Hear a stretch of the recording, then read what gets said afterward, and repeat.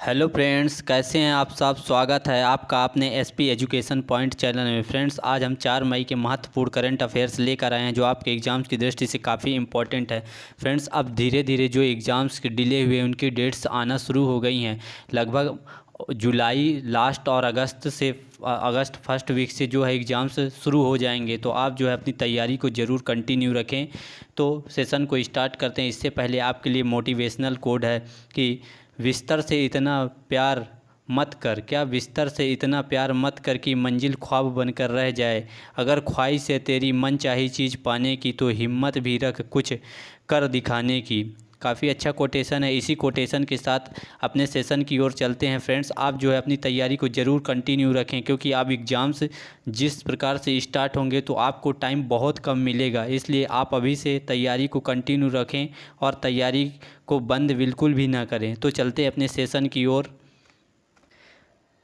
आज के सेशन का महत्वपूर्ण क्वेश्चन और पहला क्वेश्चन कि विश्व साइकिल दिवस यानी कि वर्ल्ड साइकिल डे निम्न में से किस दिन मनाया जाता है। तो यह फ्रेंड्स जो है प्रत्येक वर्ष 3 जून को, कब 3 जून को मनाया जाता है। जिस प्रकार से ग्लोबल वार्मिंग बढ़ रही है तो साइकिल का जो है चलन सिटीज़ में काफ़ी मात्रा में बढ़ रहा है। गाँवों में तो पहले से ही जो है साइकिल का चलन है और अब बड़े बड़े शहरों में भी साइकिल को एक फ़ैशन के तौर पर यूज किया जा रहा है। तो यह जो है दिवस है काफ़ी इम्पोर्टेंट हो जाता है कि 3 जून को यह मनाया जाता है। डिटेल देख लेते हैं कि प्रतिवर्ष 3 जून को पूरे विश्व में साइकिल दिवस के रूप में मनाया जाता है और इसका उद्देश्य है लोगों को ये समझाना कि साइकिल शारीरिक स्वास्थ्य के लिए बेहतर है और साथ ही पर्यावरण और अर्थव्यवस्था के लिए अनुकूल है। संयुक्त राष्ट्र महासभा ने 3 जून को इस दिन के तौर पर मनाए जाने की घोषणा की है।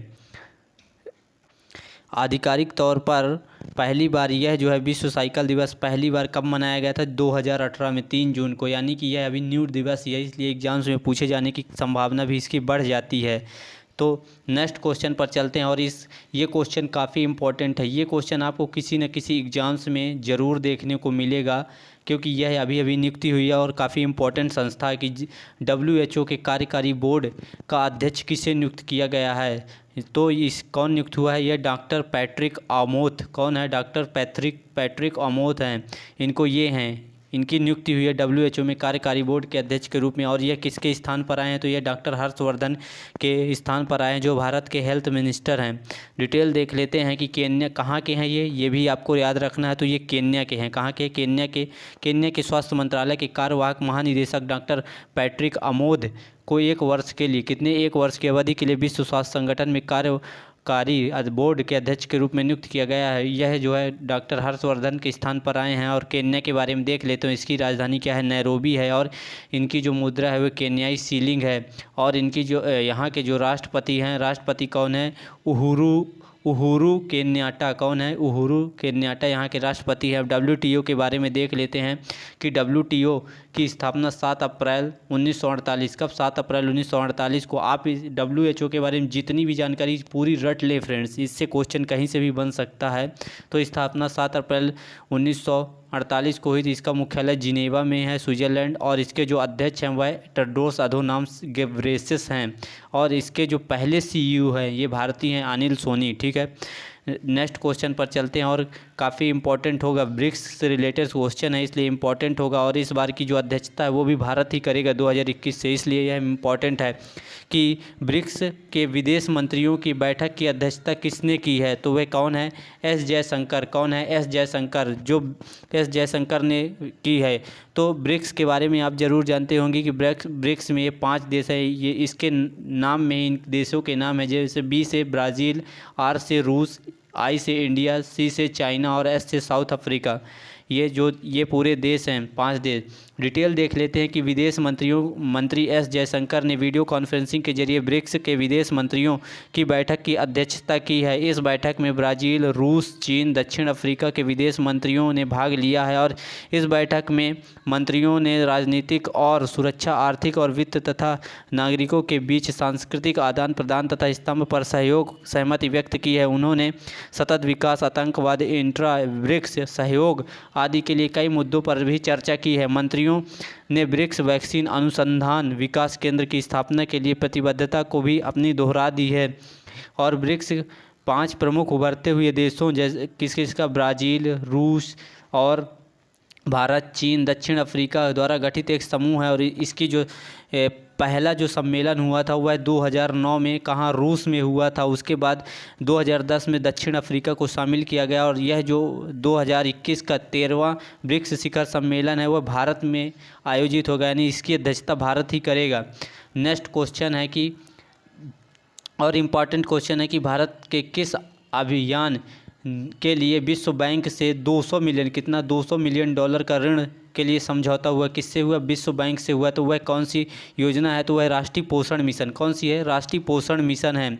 डिटेल देख लेते हैं कि भारत ने राष्ट्रीय पोषण मिशन अभियान के लिए विश्व बैंक के साथ 200 मिलियन डॉलर का ऋण समझौते पर हस्ताक्षर किया है और राष्ट्रीय पोषण मिशन अभियान के माध्यम से कुपोषण से निपटने के लिए विभिन्न मंत्रालयों में चले रहे विविध कार्यक्रमों एवं योजनाओं के समन्वय स्थापित करने के साथ ही उनके लिए लक्ष्य भी निर्धारित करने में मदद मिलेगी। और राष्ट्रीय पोषण मिशन का जो लक्ष्य है वो बौनापन, अल्प पोषण, रक्त अल्पता, छोटे बच्चों एवं महिलाओं एवं किशोरियों में को कम है उनके प्रति वर्ष अल्प वजनी बच्चों को 2% की कमी लाने है, जिनका वजन कम है उनके प्रत्येक वर्ष 2% कमी इनको लाना है, ये लक्ष्य रखे गए हैं। और फ्रेंड्स, जो भारत को कुपोषण मुक्त करने का जो लक्ष्य है वह सन 2022, कब, 2022 का रखा गया है। कुपोषण मुक्त भारत का लक्ष्य 2022 तक रखा गया है। नेक्स्ट क्वेश्चन है कि, और इम्पॉर्टेंट क्वेश्चन आप इसको ज़रूर मानकर चलें कि केंद्रीय मंत्रिमंडल ने हाल ही में भारत और किस देश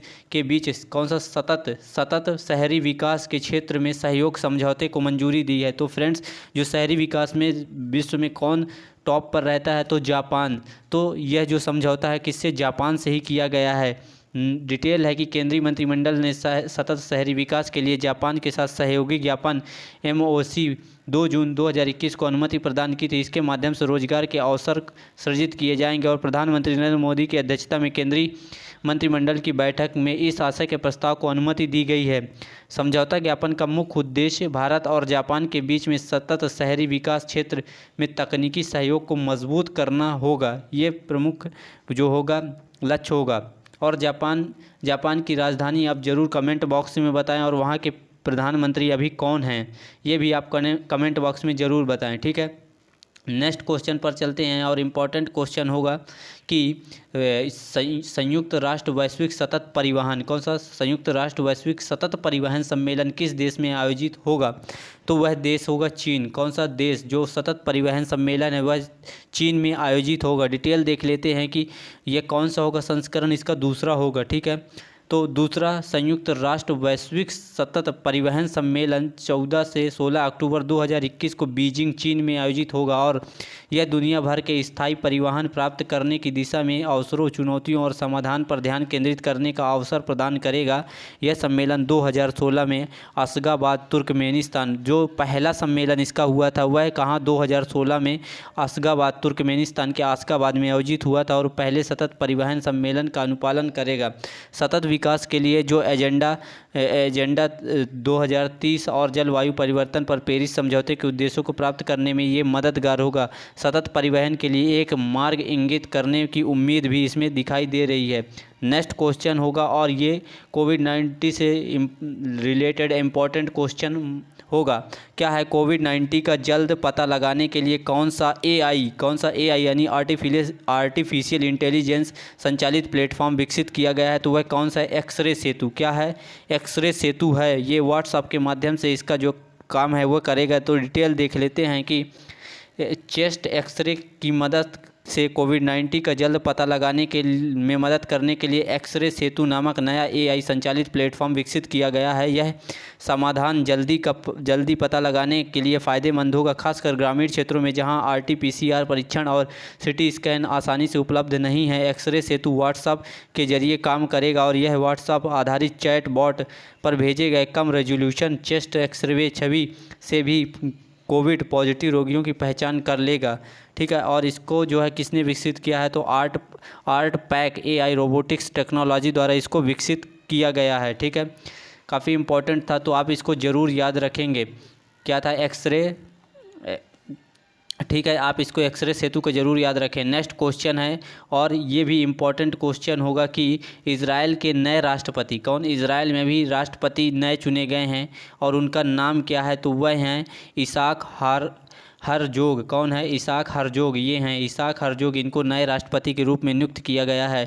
डिटेल देख लेते हैं कि वयोवृद्ध इजरायली राजनेता इसाक हरजोग को देश के नए राष्ट्रपति के रूप में चुना गया है। 60 वर्ष, कितनी एज है, 60 वर्षीय हरजोग 9 जुलाई 2021 से प्रभावी रूप से पद ग्रहण करने वाले इजराइल के 11वें राष्ट्रपति होंगे। किस नंबर के, 11वें नंबर के राष्ट्रपति होंगे, और वे रूवेन रिवलिन का स्थान लेंगे। किसका, रूवेन रिवलिन का स्थान लेंगे, जो 7 साल से कार्यकाल, जो जिनका 7 साल का कार्यकाल अब जुलाई में पूरा हो जाएगा। अब इजराइल के बारे में देख लेते हैं कि इजराइल के अभी वर्तमान जो प्रधानमंत्री हैं कौन है, बेंजामिन नेतन्याहू। कौन है, बेंजामिन नेतन्याहू है, और यहाँ की जो राजधानी है वह यरूशलेम है, और यहाँ की मुद्रा इजरायली शेकेल। क्या है, इजरायली शेकेल है इजराइल की मुद्रा। नेक्स्ट क्वेश्चन पर चलते हैं, और काफ़ी इम्पोर्टेंट है कि किस राज्य सरकार ने हाल ही में घोषणा की है कि ऐसे अनाथ बच्चों के नाम 5 लाख रुपए सावधि जमा किए जाएंगे जिनके माता पिता में से कम से कम किसी एक की कोविड-19 की वजह से मौत हो गई है। यानी 5 लाख रुपए उनके सावधि जमा खाते में जमा किए जाएंगे। तो यह घोषणा काफ़ी अच्छी घोषणा है, और ऐसी घोषणाएं फ्रेंड्स ज़रूरी भी हैं ताकि उनको, अनाथ हुए बच्चों को बहुत कुछ सहारा मिल सके। तो यह राज्य महाराष्ट्र है। महाराष्ट्र ने ऐसी घोषणा की है। डिटेल देख लेते हैं कि महाराष्ट्र सरकार ने हाल ही में घोषणा की है कि वे अनाथ बच्चों के नाम 5 लाख रुपए सावधि जमा किए जाएंगे, यानी जिनके माता पिता में से कम किसी एक की कोविड-19 की वजह से मौत हो गई है, और इन बच्चों को 1125 रुपये, कितने, 1125 रुपये मासिक भत्ता भी मिलेगा। और मुख्यमंत्री उद्धव ठाकरे की अध्यक्षता में हुई राज्य मंत्रिमंडल की बैठक में यह निर्णय लिया गया है, और सहायता केंद्र सरकार द्वारा घोषित सहायता से यह अतिरिक्त होगी। जो केंद्र से सहायता मिल रही है उससे यह अतिरिक्त घोषणा होगी।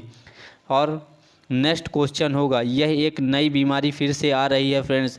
चीन से ही लगभग सभी बीमारियों का उदय होता है, तो ये भी एक नई बीमारी है कि वर्ड फ्लू के नया स्ट्रेन है। कौन सा, H10N3 स्ट्रेन के संक्रमण के पहले मानव मामले की पुष्टि किस देश पे हुई है, तो फ्रेंड्स यह जो है चीन में ही हुई है, और यह बर्ड फ्लू का H10N3 स्ट्रेन है।